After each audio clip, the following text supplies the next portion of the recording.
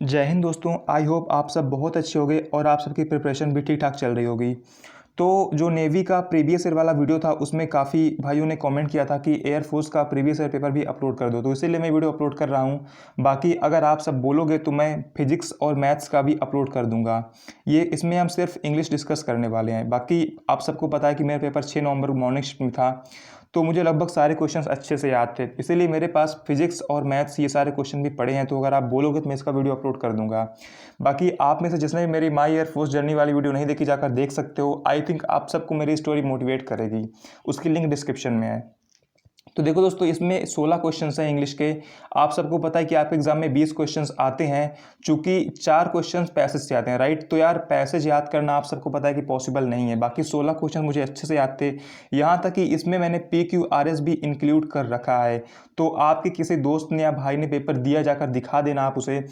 6 नवंबर को morning shift का यही सेम पेपर आया हुआ था। तो आई थिंक आप सबको वीडियो पसंद आएगा, तो लाइक और शेयर करना मत भूलना। तो चलिए स्टार्ट करते हैं। देखो, पहला क्वेश्चन था फ्यूटाइल का सिनोनिम। तो फ्यूटाइल मतलब होता है व्यर्थ, है ना, जो उपजाऊ ना हो, अनप्रोडक्टिव। तो इसका आंसर था यूजलेस।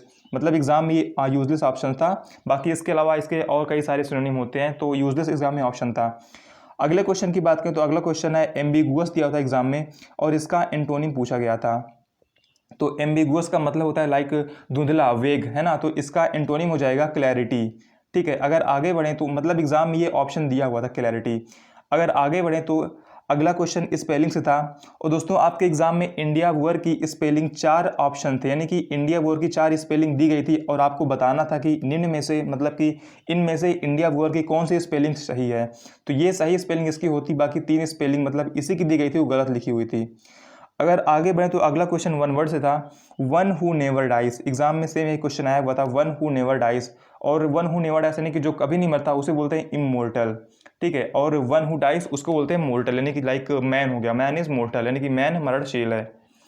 अगर आगे बढ़े तो अगला क्वेश्चन था एक्वायरमेंट से। एक्वायरमेंट का वर्ब फॉर्म पूछा गया था। तो एक्वायरमेंट का वर्ब फॉर्म होता है एक्वायर। बाकी इसमें 3 ऑप्शंस और थे, बाकी मुझे याद नहीं ऑप्शन, लेकिन राइट आंसर इसका यही था, एक्वायर एग्जाम के ऑप्शंस में भी था। अगले क्वेश्चन की बात करें, देखो ये रहा PQRS। अब यार PQRS मुझे कैसे मिला या कैसे मुझे याद था, ये बात की। बाकी एग्जाम में यही PQRS आपका आया हुआ था और मैंने इसे गलत कर दिया था। तो मैं आपको PQRS दिखा दे रहा हूँ। बाकी इसके जो ऑप्शन थे वो यार देखो मुझे याद नहीं, कुछ PQ ऐसे करके मतलब ऑप्शन थे, तो आप इसे खुद से एक बार अरेंज कर लेना। मैं इसे आपको पढ़ के बता दे रहा हूँ। बाकी मैंने इसे गलत कर दिया था। The availability of electric power, अब देखो आपके ऑप्शंस हैं, P है would make a tremendous difference, Q है टू बी इम्प्रूव्ड, और R है टू द कंट्री साइड, और S है एंड इनेबल रूरल इकोनॉमी। बाकी आपका अगला जो ये क्वेश्चन का पार्ट है, ये दिया हुआ था इन वेरियस डायरेक्शंस।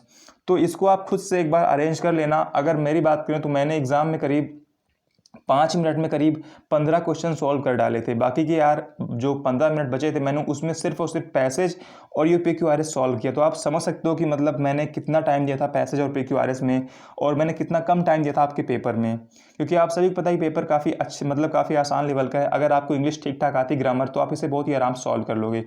अगर आगे बात करें तो अगला क्वेश्चन वाई से था। आप देख सकते हो कितना आसान क्वेश्चन था। हु इज़ बोथरिंग यू, तो इसको आपको पैसिव वॉइस में बनाना है। देखो सिंपल दिख रहा है, ये एक्टिव वॉइस में है। तो इसका आंसर हो जाएगा बाय हुम यू, सॉरी थोड़ा मुझे वीडियो पॉज करनी पड़ी। तो देखो इसका आंसर मेरे हिसाब से हो जाएगा by whom are you being बोथर्ड। ठीक है, बाकी इसका आंसर क्या आप कमेंट कर सकते हो। बाकी इसका आंसर होगा मेरे हिसाब से by whom are you being बोथर्ड। अगर अगले क्वेश्चन की बात करें, देखो अगला क्वेश्चन है he said to me we shall play cricket tomorrow. तो देखो ये क्वेश्चन नरेशन था, और ये भी काफ़ी आसान क्वेश्चन था। अगर इसको बात करें तो सिंपल बात है, ही आपका ही रहेगा, सेड टू को हम टोल्ड में बदल देंगे, और मी आपका मी ही रहेगा। बाकी आगे आपका ये दोनों ये बदलेगा आपका दैट में।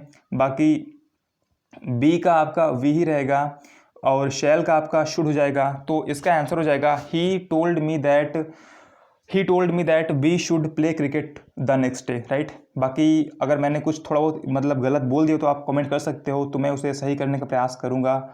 देखो अगला क्वेश्चन था प्रेपोजिशन से, काफ़ी आसान क्वेश्चन था। Crocodile can live both dash water and dash land. तो इसके ऑप्शंस एग्जाम में कुछ इन, ऑन इन, और मतलब ऐसे करके 4 ऑप्शंस थे। तो इसका राइट आंसर होगा crocodile can live both in water and on land. ठीक है, ये भी काफ़ी आसान क्वेश्चन था। तो आप देख सकते हो कि एग्जाम कितना अच्छे लेवल का आ रहा था आपका। अगर आपको ग्रामर में थोड़ी बहुत पकड़ तो आप बहुत ही आराम से इसमें 10+ कर लोगे। बाकी आपको 10+ करना अनिवार्य भी है एग्जाम क्वालिफाई करने के लिए। क्वेश्चन नंबर 10 की बात करें तो क्वेश्चन नंबर 10 था a bouquet of flowers dash presented to each guest. तो देखो यार, इसके मुझे चारों ऑप्शन से याद हैं इसलिए क्योंकि मैंने इस क्वेश्चन को गलत कर दिया था और इसीलिए मुझे इसके चारों ऑप्शन याद हैं। मैंने जल्दीबाजी में ध्यान नहीं दिया, मैंने यहाँ पर अ बुके ऑफ फ्लावर्स देखा तो मुझे क्या लगा, मतलब कि यहाँ पर अ बुके एक कलेक्टिव नाउन है और सिंगुलर वर्ब आएगी, और मैंने जल्दीबाजी में यहाँ पर आगे सेंटेंस को नहीं पढ़ा। बाकी मैंने आपको बता रखा है कि मैंने 5 मिनट में सारे क्वेश्चन सॉल्व कर दिए थे, इसीलिए मैंने आगे नहीं पढ़ा और मैंने जल्दीबाजी में अ बुके देखकर इस कर दिया और मेरा क्वेश्चन हो गया गलत। ठीक है, तो इसका राइट आंसर होगा a bouquet of flowers has presented to each guest. बाकी आर और हैव तो आ नहीं सकता है क्योंकि आप सभी को पता है ये कलेक्टिव नाउन है और कलेक्टिव नाउन के लिए हमेशा सिंगुलर वर्ब आता है। बाकी फ्लावर्स हिसाब से वर्ब नहीं आएगी, आपको इसमें कंफ्यूज नहीं होना है। आगे बढ़े तो अगला क्वेश्चन था, ये क्वेश्चन काफ़ी अच्छा था। ये क्वेश्चन एडजेक्टिव से है। आई asked her for dash mangoes but she did not have dash. तो आप सबको पता है कि सम जो होता है वो पॉजिटिव और निगेटिव दोनों सेंटेंस में यूज़ हो सकता है, लेकिन एनी की बात करें तो आपका एनी हमेशा सिर्फ और सिर्फ निगेटिव सेंटेंस में यूज़ होता है, राइट। तो इस सेंटेंस की बात करें तो देखो ये सेंटेंस क्या बोल रहा है, आई asked her for dash mangoes. तो यहाँ पर सिंपल बात है, यहाँ पर आपका सम आएगा, right. I asked her for some mangoes, यहाँ पर देखो एनी का कोई सेंस नहीं बन रहा, तो यहाँ पर पहले में आप फिल करोगे I asked her for some mangoes but she did not have any. यहाँ पर आपका एनी आएगा क्योंकि यार आप सभी को पता है कि निगेटिव सेंटेंस में हम हमेशा एनी यूज़ करते हैं, राइट। तो यहाँ पर आपका राइट आंसर हो जाएगा I asked her for some mangoes but she did not have any.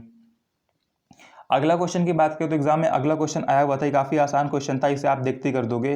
Tom looked at me without dash anything. तो इसमें सिंपल सा आपका आंसर हो जाएगा saying. Tom looked at me without saying anything. काफ़ी आसान क्वेश्चन हैं। क्वेश्चन नंबर 13 था you can not lose that you dash have. तो ये भी काफ़ी अच्छा क्वेश्चन था। तो इस क्वेश्चन को सॉल्व करने के लिए पहले सिंपली आपको इसका हिंदी मीनिंग समझना पड़ेगा, तभी आप इसे सॉल्व कर पाओगे, राइट। देखो इसमें ऑप्शंस हैं नेवर, एवर, ऑलवेज, हैड। तो देखो सेंटेंस का मतलब क्या है, सेंटेंस का मतलब है you can not lose that you dash है, मतलब कि तुम उसे कभी नहीं खो सकते हो जो तुम्हारे पास। अब आपको यहाँ बताना क्या आएगा, अब आप खुद सोचो ना हिंदी में कि आप उसे कभी नहीं खो सकते हो जो आपके पास कभी था ही नहीं, राइट। तो यहाँ पर आपका नेवर आएगा। You can not lose that you never have, मतलब कि आप उसे कभी नहीं खो सकते जो आपके पास कभी था ही नहीं। बाकी एवर, ऑलवेज, तो ये सारे गलत ऑप्शन हैं, इसमें काफ़ी लोग शायद कन्फ्यूज भी हुए थे। देखो अगला क्वेश्चन, क्वेश्चन नंबर 14 है आपका एरर से, if he will become captain of team what do you will. तो आप सभी को शायद पता है कि अगर कंडीशनल सेंटेंस की बात की जाए तो कंडीशनल सेंटेंस में जो मतलब सेंटेंस आपका कंडीशनल सेंटेंस साथ जुड़ा होता है, यानी कि इफ़ हो गया या वेदर हो गया, ऐसे हो गए ना, इन सभी के साथ हमेशा आपका सिंपल प्रेजेंट आता है, राइट। सिंपल प्रेजेंट आता है। तो यहाँ पर आपके ऑप्शन ए में एरर था, इफ़ ही विल बिकम नहीं, बल्कि यहाँ पर होगा इफ़ ही बिकम्स, ठीक है यहाँ पर। और आप सभी को शायद ये भी पता है कि दो फ्यूचर एक साथ नहीं हो सकते, राइट। तो ये आपका कंडीशनल सेंटेंस है, तो यहाँ पर आपका if he becomes captain of team what do you will, मतलब कि तुम क्या करोगे, राइट। तो यहाँ पर आपका आ जाएगा इफ़ ही बिकम्स कैप्टन। तो इसमें ऑप्शन ए में एरर था, काफ़ी आसान क्वेश्चन था। अगले क्वेश्चन की बात करें तो ये क्वेश्चन भी कंडीशनल सेंटेंस यही था, by the time we dash at the concert the opening had finished. तो आप सबको साफ साफ दिख रहा है कि यहाँ पर ओपनिंग है, तो यहाँ पर सिंपल सा आपका सिंपल पास्ट आएगा, राइट। यहाँ पर आपका सिंपल पास्ट आएगा। तो इसमें हम देखते हैं सिंपल पास्ट कहाँ, ये रहा आपका सिंपल पास्ट। तो by the time we arrived at the concert the opening had finished. Okay, बाकी आपके तीनों ऑप्शंस गलत हैं। आगे क्वेश्चन नंबर 16 की बात करें तो ये बहुत ही आसान क्वेश्चन था। ये एक एरर था हार्डली और विन के पेयर से। तो आप सभी को शायद हार्डली और विन का पेयर बहुत ही अच्छे से याद होगा। तो बेसिकली सेंटेंस में यहाँ पर विन की जगह पर दिन दिया हुआ था, जो कि आपका दिन गलत है, ठीक है। मैंने यहाँ पर इसलिए ये मतलब कट का टिक किया क्योंकि मतलब यहाँ पर दिन गलत था। तो यहाँ पर सिंपली दिन दिया हुआ था और आपको विन मतलब सही करना था। तो इसमें ऑप्शन सी में शायद ये वाला मतलब पार्ट था। तो ये बहुत ही आसान सेंटेंस था। बाकी सेंटेंस मैंने इसलिए नहीं लिखा क्योंकि आप सभी को पता है कि इनका पेयर सही होना चाहिए। तो इसमें ये सिर्फ पेयर से एरर था, बाकी सेंटेंस कुछ भी हो में उससे मतलब क्या है। तो ये बहुत ही आसान क्वेश्चन था। तो इसमें सिर्फ और सिर्फ आपको ऑप्शन सी में, यानी कि यहाँ पर दिन था, आपको विन मतलब करना था। तो दोस्तों ये रहा आपके 16 क्वेश्चंस आपके एयरफोर्स पेपर का, जो कि आई थिंक आप सबको बहुत पसंद आए होंगे। तो पसंद आए तो लाइक और शेयर करना मत भूलना। बाकी बात करें पैसेज की, तो देखो मैं आपको बता दे रहा हूँ पैसेज के। इसमें 4 क्वेश्चन थे पैसेज में, मैंने सिर्फ 3 क्वेश्चन अटेम्प्ट किए थे और तीनों क्वेश्चन सही थे, और मैंने पैसेज में करीब 10 मिनट का टाइम दिया था। तो आप आइडिया लगा सकते हो कि पैसेज का लेवल क्या था, राइट।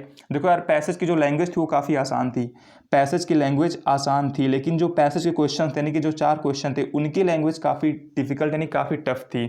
तो बेसिकली इसमें करना क्या था कि पहले हमें पैसेज पढ़ना था, उसे समझना था, उसके बाद हमें क्वेश्चंस को पढ़ना था, उनको समझना था, और उसके बाद जो आंसर्स थे उनको समझ कर देना था। यानी कि जो नेवी का पैसेज होता है उसमें क्वेश्चंस, सॉरी, उसमें आंसर डायरेक्ट मिल जाता, लेकिन इसमें ऐसा नहीं था, इसमें आपको पैसेज समझना था।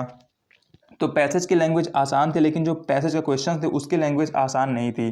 तो इसीलिए मुझे थोड़ा टाइम लग गया, मतलब पूरा समझने में कि मतलब क्वेश्चन बोल क्या रहा है, इसके ऑप्शन में क्या लिखा है। यानी कि जो क्वेश्चन की लैंग्वेज थी वो पैसेज से बिल्कुल मिल नहीं रही थी, मतलब कि क्वेश्चन की लैंग्वेज बिल्कुल अलग थी। और इसमें 3 क्वेश्चन थे मतलब ऐसे पैसेज से, और एक ईडियम आया हुआ था। जैसे आप देख सकते हो कि मतलब पेपर में कहीं भी ईडियम नहीं है, तो ईडियम पूछा गया था पैसेज में। तो दोस्तों ये रहा आपका एयरफोर्स का क्वेश्चन पेपर, यानी कि जो 6 नवंबर की मॉर्निंग शिफ्ट का था, जो कि मेरे शिफ्ट में आया हुआ था। तो आई होप आप सबको वीडियो पसंद आया होगा। बाकी इसके पीडीएफ आपको टेलीग्राम पे मिल जाएगा, टेलीग्राम आप मेरा ज्वाइन करो, लिंक डिस्क्रिप्शन में है, इसकी पीडीएफ आपको टेलीग्राम पे मिल जाएगा। तो जय हिंद, जय भारत, वंदे मातरम।